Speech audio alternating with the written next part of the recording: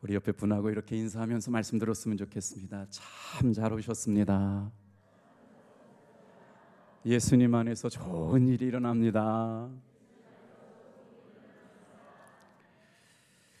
한 주간 동안 물난리 났다고 소리들 많이 들으셔가지고요. 저도 뭐 전국에서 전화 다 많이 받았어요. 당진천 넘어가는데 집 괜찮냐고. 그래서 우리 집은 조금 높은 데 살아서 괜찮다고. 성도님들 좀 많이 어려운 분도 계셨을 텐데 여러분 잘 이기시고 또 이렇게 반가운 모습으로 예배드리게 된 것이 얼마나 감사한지 모르겠어요. 자, 우리 한번 두 손을 다 들어보실까요? 네, 우리 빛이 있으라 보시기에 좋았더라. 서로 축복하며 말씀 들었으면 좋겠습니다. 둘, 셋. 빛이 있으라 보시기에 좋았더라. 아니, 제가 평생 존경하고 사랑하는 한 분이 갑자기 저한테 얘기도 안 하고 예배를 참석하셨네요. 인생을 살면서 저에게 평생 잊을 수 없는 고마운 한 분이 계세요. 전혀 연락하지 않고 오셨는데 장시영 장로님 잠깐 일어서서 인사 한번 하시죠. 네, 우리 장로님 귀한 발걸음 해주셨는데 우리 박수로 환영해 주시겠습니다. 네. 오늘 저는 로마서 4장 5절의 말씀을 가지고 예수가 필요한 사람들을 위한 복음 특강이라는 말씀 가지고 한 시간 같이 은혜를 나누려고 그래요.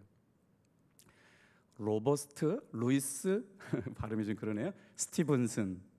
스티븐슨이라고 하는 사람이 아주 유명한 소설을 썼어요. 제목은 그렇지만 누구나 들으면 다 아는 이야기죠. 지킬 박사와 하이드라고 하는 소설을 썼는데 그 소설의 주인공으로 등장하는 지킬 박사는요, 모범 시민이었어요. 그런데 이 모범 시민이 자기 안에 이중성이 있다는 걸 깨달아요. 어떤 이중성이 있느냐? 낮과 밤이 완전히 다른 사람이 돼요.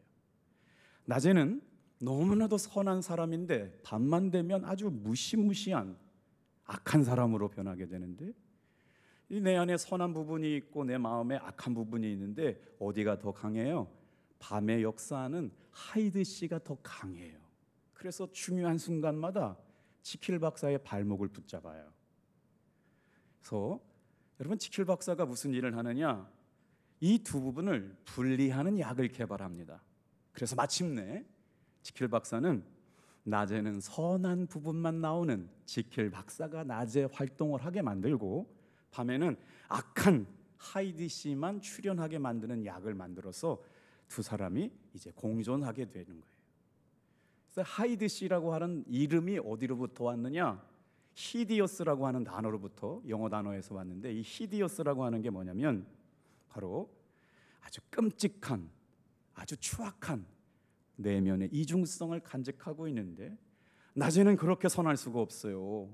그런데 밤만 되면 추악하고 끔찍한 살인의 분노를 느끼고 추악한 생각을 가지고 악한 삶의 모습을 드러나게 되는데, 이 하이드 씨가 가지고 있는 삶의 태도가 어떤 거냐면요, 늘 자기중심적이에요. 악의의 믿음으로 똘똘 뭉쳐 있어서 그것이 극대화되면 어떻게 되느냐? 사람을 죽이고 싶은 분노까지 성장하고 끌어오르게 된다는 거예요. 지킬 박사가 말합니다. 나는 내가 생각하는 보다 10배 더 하이드 씨가 더 강력하게 악했다. 스티븐 씨가 지킬 박사와 하이드 씨의 소설 이야기를 끝내면서 결론처럼 한 문장을 남긴 것을 읽어봤는데, 사람은 사실은 하나가 아니라 둘로 되어 있다. 내 의식의 전장에서 싸우는 두 본성 가운데 어느 쪽이 나라고 말해도 틀리지 않는다. 둘 다 완벽한 나이기 때문이다. 우리가 선한 마음을 가지고 살려고 하는 마음이 내 안에 충만한데도 불구하고 불쑥불쑥 악한 자아가 틈타 들어와서 자기도 감당하기 어려울 섬뜩한 일들을 생각나게 만드는 두 영적 자아가 있다는 거예요. 악한 존재가 있고 선한 존재가 있어요. 어떤 분이 목사님께 질문했어요. 목사님, 예수 믿고 살아가는 삶의 모습이 왜 이렇게 힘들어 보입니까? 혹시 여러분 이런 질문들 안 받으셔 보셨어요? 예수님을 믿고 살아가면 기쁨이 넘치고 행복이 넘치고 우울하지 않고 슬프지 않아야 되는데, 예수 믿고 살아가는 사람들이 우울하다는 거예요. 기뻐 보이지 않는다는 거예요. 그들이 말하는 것처럼 삶의 모습이 행복해 보이지 않는다는 거예요. 그래서 오늘 이런 사람들에게 예수가 필요한 이유, 복음 특강 로마서를 넘나들면서 한번 풀어보려고 그러거든요. 기대가 되시는 분만 아멘 해주세요. 40점 정도밖에 기대가 안 되네요. 40점 정도밖에 못할 수밖에 없어요. 조금 아멘수를 높여주세요. 할렐루야. 시작해 볼게요. 첫 번째 이유, 다 같이 한번 따라해 볼게요. 삶에 씨름이 있기 때문이다. 영어 표현해 보니까 스트러글이에요. 자꾸 싸워요. 선한 영적 자아가 있고 악한 육적 자아가 있어가지고 내가 생명을 간직한 채 살아가는 날 동안 죽기까지 싸워요. 싸움의 심각함이 드러납니다. 정상적인 그리스도인의 삶은 끝까지 싸움이 계속돼요. 물론 죄는 용서받았습니다. 미래의 삶은 보장받았습니다. 내 안에 성령님은 지금도 역사하십니다. 그런데 여전히 약한 육적 자아가 남아있어요. 악한 본성이 사라지지 않고 있어요. 마치 지킬 박사와 하이드처럼 어떨 때는 선했다가 어떨 때는 추악하고 끔찍한 내 본성이 내 안에 자리 잡고 있다는 걸 느낄 때마다 연약함을 느끼죠. 예수 믿고도 안 바뀌나? 여러분, 근데 이 고민은 김석기 목사만의 고민이 아니고 사도 바울의 고민도 마찬가지였어요. 어떤 고민이었을까요? 로마서 7장 15절 16절 말씀을 천천히 한번 제가 읽어드릴 테니까요. 사도 바울이 왜 이런 고백을 했는지 생각해 봤으면 좋겠어요. 내가 행하는 것을 내가 알지 못하노니 곧 내가 원하는 것은 행하지 아니하고 도리어 미워하는 것을 행함이라. 내 속 곧 내 육신에 선한 것이 거하지 아니하는 줄을 아노니 원함은 내게 있으나 선을 행하는 것은 없노라. 여러분이 말씀을 충격으로 받으셔야 돼요. 삼층천을 갔다 온 사람 아닙니까? 예수님을 직접 만난 사람 아닙니까? 성령의 사람 아닙니까? 신약 성경의 주류로 이를 걸었던 주인공 중에 주인공이 지금 뭐라고 얘기해요? 나에게 선한 것이 없다는 거예요. 내가 원하는 것을 살고 싶지 않은 대로 살고 있다는 거예요. 미워하지 않고 싶은데 미워하게 되고, 하나님을 기쁘시게 하고 싶은데 그렇게 살지 못하는 원함은 있지만 행함이 없는 연약한 자기에 대해서 사도 바울도 이런 고백을 했었다는 거예요. 자, 이런 삶에 끊임없이 영적인 싸움, 육적인 싸움, 치열한 선한 것과 악한 것이 내 안에서 싸움을 싸우고 있는 사람들을 위하여 예수님께서는 복음을 허락하셨다. 자, 그렇다면 두 번째 한번 따라 주실래요? 복음은 무엇일까? 아마 지금 누구에게나 찾아가서서 믿는 복음을 설명해 주세요라고 얘기하면 저 복음 알아요. 그럼요, 믿죠. 다 알면서 느끼면서 이해하면서 복음이 뭐다라고 설명하기 어려운 주제 중에 하나가 복음이에요. 누구나 다 복음이 뭔지를 알아요. 그런데 딱하게 정확하게 짧은 문장으로 1 더하기 1처럼 명확하게 구분해서 설명하기 어려운 것이 복음이라고 하는 거죠. 그래서 사도 바울은 이 복음을 로마서를 풀어가면서 시작합니다. 예수님이 누구신지, 예수님이 오셔서 무슨 일을 하셨는지, 예수님을 믿으면 삶에 어떠한 변화가 일어나는지. 사랑하는 성도 여러분, 사도 바울은 예배를 어떻게 설명하느냐면요, 삶에 악한 마음, 선한 마음이 싸우고 치열하게 영적 전쟁이 있음에도 불구하고 세상 속에서 진정한 그리스도인의 삶의 모습을 가지고 살면서도 예배를 통해서 주님 앞에 자복하고 회개하고 나갈 때마다 다 같이 한번 따라합니다. 죄가 떠나간다. 이걸 예배로 보았어요. 자, 사도 바울은 복음을 어떻게 설명했느냐? 그분의 아들 예수 그리스도를 하나님이 보내셨다. 하나님이 그분의 아들 예수 그리스도를 이 땅에 보내셨다라고 설명을 해요. 사도 요한의 표현을 빌리자면 하나님이 인간이 되셔서 우리 가운데 거하신다. 여러분, 신앙생활이 뭘까요? 예배 가운데 임재해 계시는 예수님 만나는 거.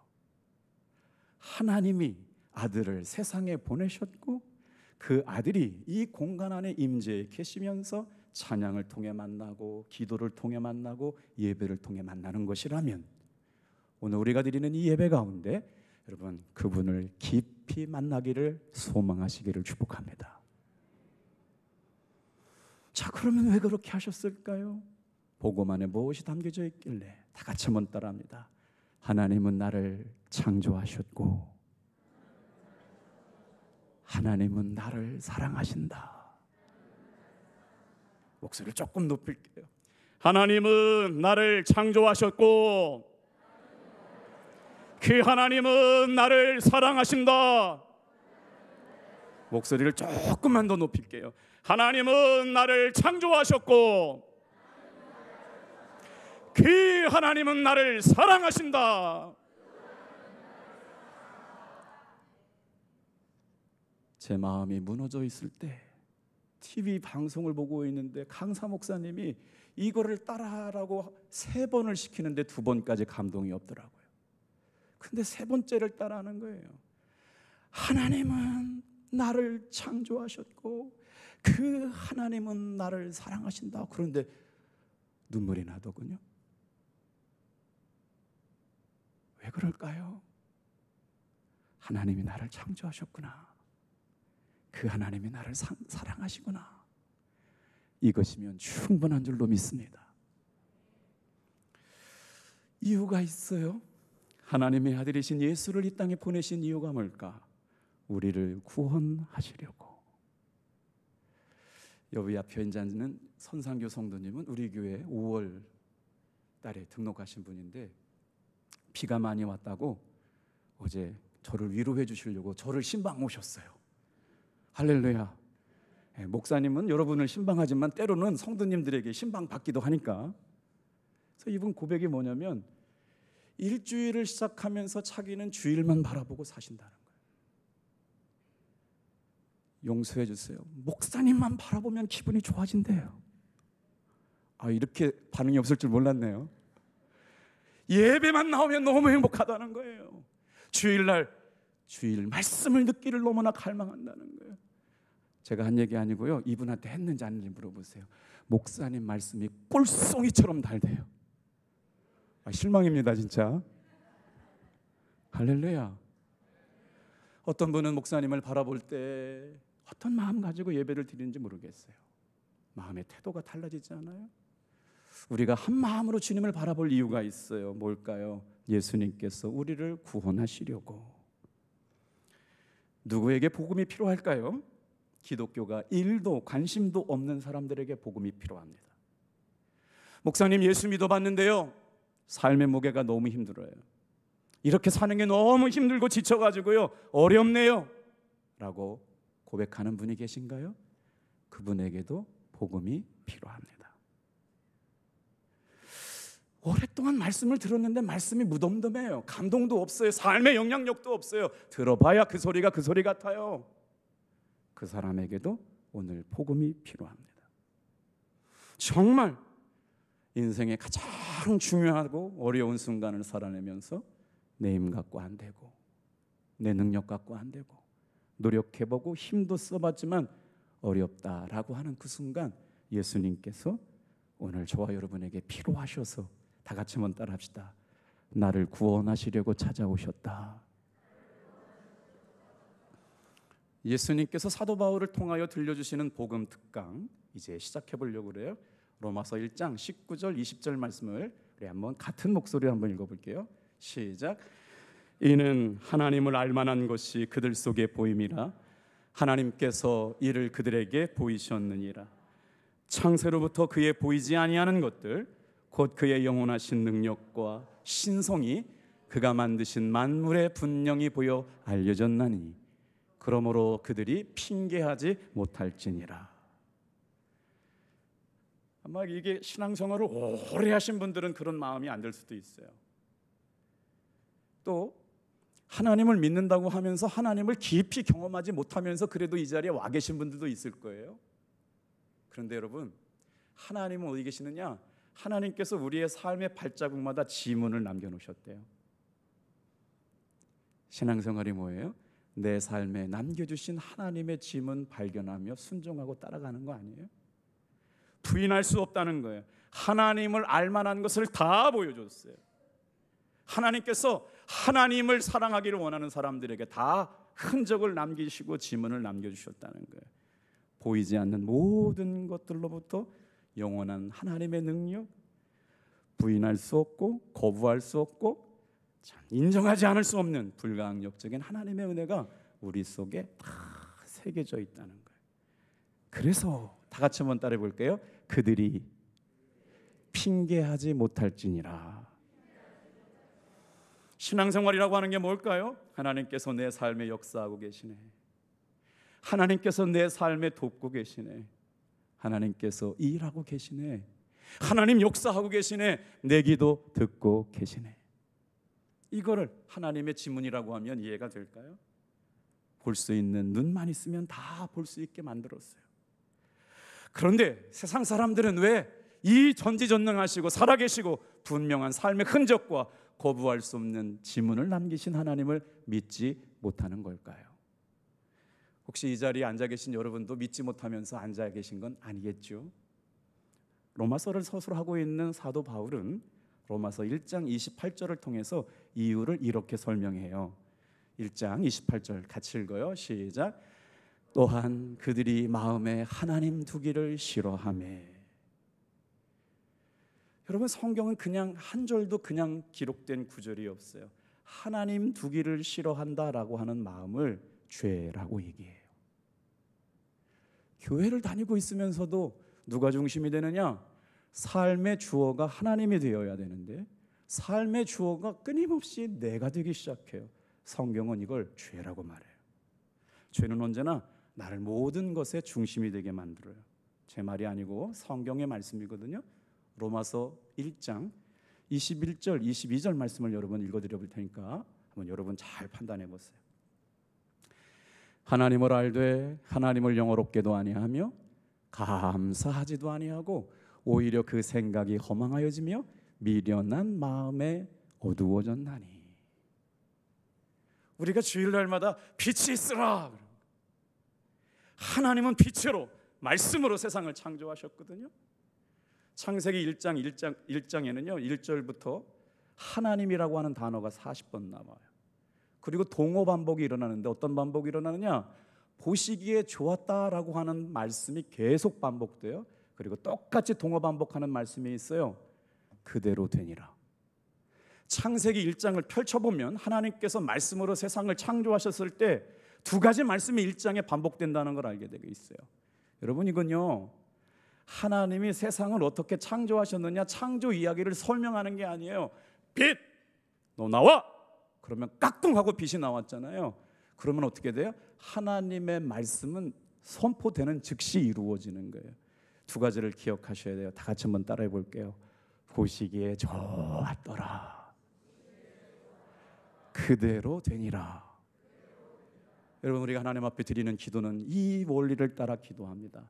말씀으로 창조하셨던 것처럼 우리에게 말씀을 주셨어요.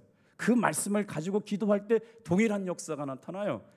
답동교회에서 신앙생활하는 여러분, 하나님 보시기에 좋은 믿음 생활하시기를 축복합니다. 그러면 어떻게 돼요? 삶의 주어가 하나님 되셔야 돼요. 창세기 집에 가서 읽어보세요.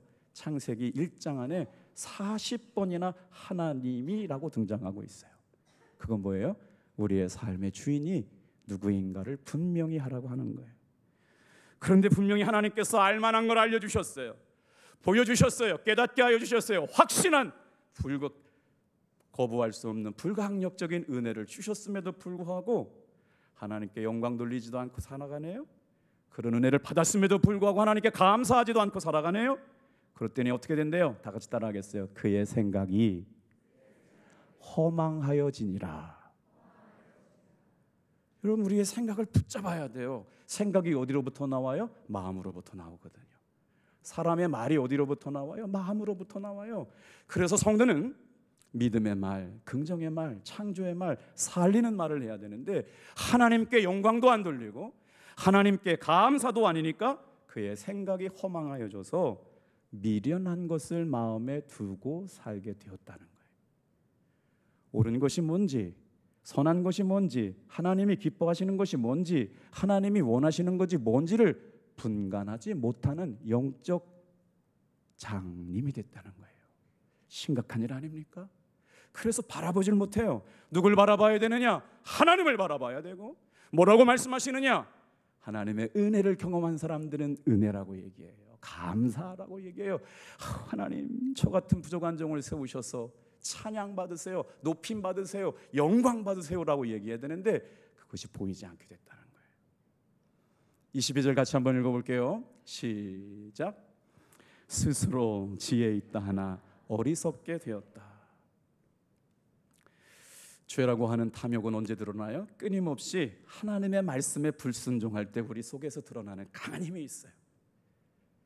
지킬 박사는 선한 시민이었어요. 하이드 씨는 아주 못된 추악한 사람이었는데 어디에다가 먹을 양식을 주느냐? 여러분 마음, 제 마음 속에도 양면의 이중성이 다 간직하고 있는데 어디에다 양식을 주느냐? 감사하고 은혜를 생각하고 믿음의 말을 하고 창조의 말을 하면 누가 살아나요? 선한 양심이 살아나서 선한 사람이 되고 하나님의 기쁨이 되는 사람이 됩니다. 그런데 자꾸 누구에게 먹을 걸 줘요? 원망하고 불평하고 악한 생각하는 하이드 씨에게 주기 시작하면 여러분 삶이 꼬이기 시작해요. 그래서 사도 바울이 뭐라고 얘기하느냐? 여러분 다 설명하기를 어렵지만 이렇게 설명하면 돼요. 예수 믿어봐야 소용없네 라고 사단은 끊임없이 이 세상에 사는 것은 정말 어렵구나. 다 같이 한번 따라해 볼게요. 이거를요 뭐라고 그러냐? 이렇게 얘기합니다. 따라해 보세요. 이길 수 없는 전쟁. 예수 믿어봐야 성품 안 바뀌네. 예수 믿어봐야 고난 없는 거 아니네. 예수 믿어봐야 좋은 일만 있는 거 아니네 라고 신앙 생활해도 예수 믿어도 이길 수 없는 신앙의 전쟁이라고 사탄은 우리에게 각인시켜요. 그런데 예수님의 복음은 우리를 뭘로 변화시키느냐? 다 같이 한번 따라해 보겠어요. 이길 수 없는 전쟁이 아니라 이길 수밖에 없는 전쟁이다. 예수님께서 사망을 이기셨잖아요. 시험을 이기셨잖아요. 죽음을 이기셨잖아요. 부활하셨잖아요. 그래서 오늘 사도 바울은 이렇게 고백합니다. 7장 18절 21절 여러분 같이 한번 읽어볼게요. 시작. 내 속 곧 육신의 선한 것이 거하지 아니하는 줄을 아노니 원함은 내게 있으나 선을 행하는 것은 없노라. 그러므로 내가 한 법을 깨달았노니 곧 선을 행하기 원하는 나에게 악이 함께 있는 것이로다. 끊임없이 씨름이 있어요. 영적 씨름이. 선한 영적 자아가 하나님을 기쁘시게 하려고 하는 마음이 있는가 하면 저 구석에 숨어있는 밤만 되면 등장하는 추악한 하이드 씨가 나를 하나님의 사람처럼 살아가지 못하는 원망하고 불평하고 시기하고 질투하고 분내게 만들고 선을 행하기를 원하지만 나에게 악이 있구나라고 하는 걸 그 믿음의 영적 거장인 사도 바울도 고백하게 되었어요. 여러분 그렇기에 이 시간에 저와 여러분에게 예수님의 복음이 필요한 줄로 믿습니다. 그러면 예수님을 믿으면 우리들의 삶에 어떤 일이 일어나길래 구원하시겠다라고 하는 말씀을 주시면서 예수님 안에 어떤 역사가 일어나길래? 다시 한번 생각해 봐요. 예수 믿어봐도 변한 게 하나도 없고 나아진 것도 없는 것 같고 여러분 이것은 틀린 생각입니다. 이건 사탄이 주는 생각이에요. 예수님 안에 거하는 순간부터 어떤 역사가 일어나느냐? 예수님을 주님으로 영접한 사람들에게는 이미 다 같이 한번 따라해 보실래요? 새로운 자아가 시작되었다. 할렐루야. 평상시보다 주제가 좀 어렵고 딱딱한데 이게 해석되어야 우리의 신앙이 정립이 될 수가 있어요. 넘어졌어요. 유혹받았어요. 옛날로 돌아갔어요. 애쓰고 힘쓰미 아무것도 아닌 것 같아요. 지금까지 신앙생활 했는데 내 꼬라지 보니까 옛날 그대로 그 딸이에요. 근데 실망하지 말라고요. 그럼에도 불구하고 예수님 안에 있는 사람은 예수님이 시작하신 새로운 자아가 지금도 일하고 계심을 믿으시길 바랍니다. 사탄은 안 된다, 못한다, 힘들다, 노력해봐야 소용없다고 날마다 거짓말하지만 예수님 안에서 우리는 여전히 싸우고 있어요. 씨름하고 있어요. 그런데 뭐라고 말씀하세요? 예수님의 승리가 나의 승리고 예수님의 승리가 우리의 승리임을 믿으시길 바랍니다. 그래서 예수 믿는 사람들은 예수님의 구원하신 구원의 이야기를 끊임없이 이야기해야 합니다. 로마서 3장 21절 22절 같이 한번 또 읽어볼게요. 이제는 율법 외에 하나님의 한 의가 나타났으니 율법과 선지자들에게 증거를 받은 것이라. 곧 예수 그리스도를 믿음으로 말미암는 모든 믿는 자에게 미치는 하나님의 의는 차별이 있느니라. 있다고 그랬으면 여기 있을 사람 없어요. 다 주님이 심판하셔가지고 90점 100점 과락 60점 맞으면 사람은 여기 있으면 안 돼요. 하나님의 의는 차별이 없대요. 은혜가 되시면 아멘. 주 예수 그리스도를 믿음으로 말미암아 믿는 자에게는 하나님의 구원하심이 차별하심이 없다는 것이 저와 여러분에게 주시는 은혜인 줄로 믿습니다. 자, 우리 어떤 말씀 들었어요? 우리의 삶에 치열한 영적 싸움이 있다는 말씀을 드렸어요. 우리에게는 복음의 말씀을 예수님을 통해서 임했다는 말씀을 드렸고요. 세 번째, 다 같이 한번 따라해 주시겠어요? 같이 고백합시다. 세 번째, 시작. 내가 널 구원했다. 넌 영원히 괜찮을 거야. 예수님을 구주로 영접하고 살아가면서 치열한 영적 싸움을 싸우는 나에게, 예수 그리스도를 믿는 믿음의 사람에게 새로운 영적 자아가 생겨났어요. 그래서 그 의가 하나님의 사랑에 차별을 없게 만들었다는 거예요. 예수님이 우리를 구원하셨고 그 은혜로 살아가는 사랑하는 성도들 되시기를 주님의 이름으로 축복합니다. 제 마음속에 이런 생각들이 있어요. 하나님 앞에 최선을 다한 것 같은데 아직 갈 길이 멀게 느껴져요. 애도 써보고 힘도 써보고 정성을 다했는데도 이것밖에 안 되나라는 부족함이 느껴질 때가 있어요. 정성으로 애도 써보고 힘도 썼는데 아직 영적으로 희만한 나의 모습을 보면서 부족함을 느낀다고요.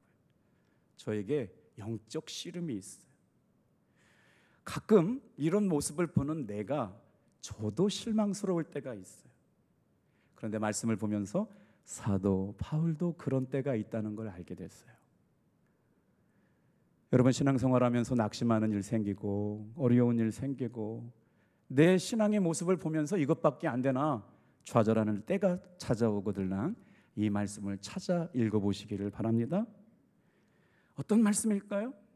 그럼에도 불구하고 연약한 나를 하나님께서 구원하시겠다는 거예요. 천국에 갈 수 있는 길을 열어주시겠다는 거예요. 무엇 때문에요? 예수님을 믿는 믿음 때문이에요. 여러분, 이 믿음 붙잡고 승리하시는 여러분 되길 축복합니다. 하나님께서 독생자 아들을 세상에 보내셨고 하나님이 육신의 몸을 입으시고 이 땅에 오셨어요. 무엇하러 오셨어요? 나 하나 구원하시려고. 그거 깨닫게 하시려고요. 그래서 어떻게 내가 천국에 들어갈 수 있냐고 물으신다면 믿음이라고 대답을 하셔야 돼요. 오늘 주제 본문 말씀이네요. 로마서 4장 5절 말씀이에요. 같이 한번 읽어볼게요. 큰 소리로요. 시작. 이를 아니할지라도 경건하지 아니한 자를 의롭다 하시는 이를 믿는 자에게 그 믿음을 의로 여기시나니. 할렐루야. 우리에게 내가 너를 구원했어, 내가 너를 사랑한다, 너는 영원히 괜찮을 거야 라고 말씀하시는 이유가 뭐냐?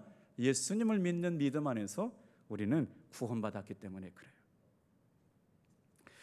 여러분, 사도 바울이 끊임없이 그렇게 큰 사역을 감당하면서 마음에 갈등과 고민이 있었다는 걸 아세요? 우리 한번 사도행전 7장 23절 24절 먼저 읽어볼게요. 같이 읽어요. 시작. 내 지체 속에서 한 다른 법이 내 마음의 법과 싸워 내 지체 속에 있는 죄의 법으로 나를 사로잡는 것을 보는도다. 오라, 나는 곤고한 사람이로다. 이 사망의 몸에서 누가 나를 건져내랴. 사도 바울도 씨름이 있었어요. 예수님을 직접 만났어요. 주님의 음성을 들었어요. 삼층천을 갔다 왔어요.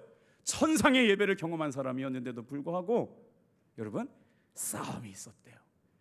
그러면 저와 여러분은 어떻게 돼요? 여러분, 24절에서 멈추면 안 돼요. 25절까지 가야 돼요. 사도행전 7장 25절 우리 큰 소리로 한번 같이 읽어봐요. 시작. 우리 주 예수 그리스도로 말미암아 하나님께 감사하노라. 예수님 때문에 감사가 시작돼요. 그래서 로마서 6장, 이 7장 말씀을 하시기 전에 사도 바울이 6장에 죄와 씨름하고 있는 사람, 영적인 싸움을 싸운 사람, 신앙의 분투가 있는 사람, 신앙생활에 힘겨워하는 사람들에게 신앙의 신비를 가르쳐 주셨어요. 여러분, 이 비밀이 깨달아져야 저와 여러분의 신앙생활이 깊어지게 될 줄로 믿습니다. 사도 바울이 원했던, 말씀을 전했던 본질적인 성도의 모습 말이에요. 이 땅에 살아가면서 끊임없이 싸우고 죄와 씨름하고 삶의 믿음에 힘겨워하는 성도들에게 뭐라고 말씀하셨느냐? 로마서 6장 11절 말씀 제가 읽어드려 볼게요. 이와 같이 너희도 너희 자신을 죄에 대하여는 죽은 자요 그리스도 예수 안에서는 하나님께 대하여는 살아있는 자로 여길지어다. 여전히 죄가 내 안에 날뛰어요. 여전히 내 안에 음란이 날뛰어요.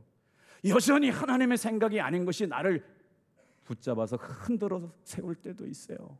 기쁨을 빼앗으려고 덤벼들 때가 있어요. 그런데 사도 바울이 뭐라고 얘기하느냐? 흔들리지 말고, 다 같이 한번 따라합니다. 중요한 대목이에요. 죄에 대하여 죽은 자로 여길지어다. 하나님에 대하여는 살아있는 자로 여길지어다. 죄에 대하여는 죽은 자로 여기고 하나님께는 살아있는 자로 여길 때마다 여러분, 하나님이 부어주시는 힘이 있게 될 줄로 믿습니다. 하나님이 공급해 주시는 생명을 맛보게 될 줄로 믿습니다. 이게 바로 오늘 예수님이 필요한 사람들에게 들려주시는 복음의 특강. 죄가 이기는 게 아니구나. 예수가 이기네. 이미 이기셨네. 이기신 것을 여기고 하나님께 대하여는 살아있는 자로 살아가는 탑동교회 성도들 되시길 바랍니다. 제가 김병상 목사님이 진행하시는 만나 미션 플랜이라고 하는 프로그램에 6년을 참여했어요. 그 목사님께서 강원도 만나 미션 플랜 거점 담당자로 세워주셔가지고요, 묻지도 따지지 않고 저에게 선교비 100만 원을 주셨는데 그 돈은 저를 위해 우리 교회를 위해서 쓰라는 것이 아니라 강원도 안에 정말 도움이 필요하고 위로가 필요한 목사님들 5분을 세워가지고 그분들에게 매달 20만 원씩을 저를 통해서 만나교회가 이렇게 선교비를 보내주신 적이 있어요. 그게 만나 미션 플랜이거든요. 그러면서 목사님의 목회, 설교, 비전 이런 것들을 한 6년 동안 같이 교제한 적이 있는데 그때 들었던 목사님의 간증이에요. 만나교회 김병동 권사님인데 이분이 목사님에게 엄청 사랑받는 분이었고 마음을 나누는 귀한 믿음의 동역자였는데 어느 날 갑자기 김병동 권사님이 말기암에 걸리신 거예요. 참 하나님이 하시는 일은 다 이해할 수가 없어요. 이런 분들 좀 주님하고 목사님하고 좀 열심히 할 수 있도록 도와주시면 안 됐을까요? 그렇게 예수 잘 믿고 하나님 사랑하고 주의 종 잘 섬기는 이 김병동 권사님이 암에 걸리셔서 목사님이 전화했는데 그분도 충격을 받고 목사님도 충격을 받고 전화를 안 받더라는 거예요. 그래서 목사님이 기도하면서 권사님에게 메시지를 3가지 마음과 3가지 말씀을 기억하세요. 문자를 보내주신 것을 제가 이렇게 가져왔어요. 권사님에게 앞으로 실망이 찾아올 겁니다. 첫째, 실망이 찾아올 거라는 거예요. 절망하지 말고 이 병을 통해서 주님이 나를 통해 영광 받으실 일만 생각하고 하나님께 기도하세요. 그러면 주님께서 답을 주실 거예요. 그러면서 예레미야 29장 11절에서 13절 말씀, 여호와의 말씀이니라 너희를 향한 나의 생각은 내가 하나니 평안이요 재앙이 아니니라. 너희에게 미래와 희망을 주는 것이라. 너희가 내게 부르짖으며 내게 와서 기도하면 내가 너희들의 기도를 들을 것이요 너희가 온 마음으로 나를 구하면 나를 찾을 것이요 나를 만날 것이라. 이 말씀을 적어서 보내셨다는 거예요. 하나님을 그렇게 열심히 신앙생활 잘했던 권사님에게 찾아온 말기암 소식은 절망이었죠. 그 다음에 뭐냐면요, 그런 소식을 듣게 되면 두려움을 느끼게 될 거라는 거예요. 그러나 두려움을 물리치시기 바랍니다. 요한일서 4장 18절. 사랑 안에는 두려움이 없고 온전한 사랑이 두려움을 내쫓느니라. 세 번째, 기쁨이 사라지게 될 것이다. 그래서 감사할 거리를 찾고 마음의 기쁨을 유지하는 일을 힘쓰라. 그래서 데살로니가전서 5장 16절에서 18절, 항상 기뻐하라, 쉬지 말고 기도하라, 범사에 감사하라, 이것이 우리를 향한 하나님의 뜻이니라 라는 말씀을 적어서 보내주셨대요. 날마다 이렇게 하나님께서 고쳐주시면 좋겠지만 우리는 주님이 하신 일을 다 이해할 수 없죠. 그런데 이분은 말기암이라고 하는 중병과 싸우는 것이 아니라 이것을 하나님께서 회복하게 하실 것이라는 믿음의 싸움을 싸우시고 건강해지셨대요. 사랑하는 성도 여러분, 삶의 모습이 내가 원하는 방향대로 흘러가지 않을 때라도 주님이 가장 선하고 아름다운 것들로 인도해 가심을 믿고 믿음으로 승리할 수 있기를 주님의 이름으로 축복합니다. 복음의 말씀을 압축해서 들었어요. 그러면 우리는 어떻게 해야 할까요? 말씀을 5분만 더 전하고 마칠게요. 자, 누군가 당신은 합격, 이런 말을 들을 때가 있어요. 저와 결혼해 주시겠어요? 아, 그럼요 라고 하는 대답을 들을 때가 있어요. 결혼한 신혼부부가 여보 나 임신했어요 라는 말들은요, 어떤 말이냐면 정보를 전달해 주는 말이 아닙니다. 한 사람의 운명을 바꾸는 말들이에요. 삶을 변화시키는 말씀이에요. 이제 우리가 복음을 압축해서 들었어요. 예수님이 필요한 사람들에게 들려주는 복음 특강. 그러면 결론이 뭘까요? 여러분 성경 말씀 볼게요. 로마서 12장 1절은 이렇게 시작합니다. 다 같이 한번 따라해 볼게요. 그러므로, 조금만 높여서, 그러므로 예수를 믿고 구원받는 사람들의 삶이 어떠느냐? 그리스도인의 삶의 비밀을 담겨 있는 말씀 같이 읽어볼게요. 시작. 그러므로 형제들아, 내가 하나님의 모든 자비하심으로 너희를 권하노니 너희 몸을 하나님이 기뻐하시는 거룩한 산제물로 드리라. 이는 너희가 드릴 영적 예배니라. 여러분 결론을 쓸 때 마찬가지잖아요. 서론, 본론 썼고 이제 결론을 쓰는 거예요. 그러므로 사랑하는 성도들아, 구원받은 성도들아, 다 같이 한번 따라합시다. 하나님이 기뻐하시는 거룩한 산제물로 드려라. 이것이 그리스도인의 삶의 비밀이라는 거예요. 이런 예배가 될 때마다 죄의 문제가 해결되고 끊임없이 싸우는 영적인 씨름의 문제가 해결된다는 거예요. 하나님이 기뻐하시는 거룩한 제물. 우리는 여기까지 아는데 하나님이 기뻐하시는 거룩한 제물이 뭔지 설명을 해드려 볼게요. 죄 있는 사람이 제물을 가져와서 제사장이 목을 따거나 각을 떠가지고 제단 위에 올려놔요. 그러면요 뭐래요? 불살라 없어져가지고 향기로 하나님 앞에 드리는 거예요. 뭐예요? 제물이 살아있으면 하나님 앞에 드려지지가 않아요. 산제물이라고 하는 건 내가 죽고 내 안에 예수가 사는 것임을 믿으시길 바랍니다. 여전히 내가 나의 삶의 주인이 아니고 여전히 내 삶의 주어가 내가 아니라 내 삶의 주어가 하나님, 내 삶의 주어가 예수님, 내 삶의 주어가 완전히 깨져가지고 조각나서 죽어서 불이 떨어져가지고 다 불살라져서 하나님께 드리는 향기로운 제물이 되라고 말씀하시는 거예요. 이게 산제물이에요. 살아있는 제물은 주님께 제사가 될 수가 없어요. 살아서 움직이는데 어떻게 제사가 돼요? 내가 죽지 않았는데요. 오늘 사랑하는 성도 여러분, 자 로마서 12장 2절 읽고 마칠게요. 우리 큰 소리로 같이 한번 읽어요. 로마서 12장 2절이요. 시작.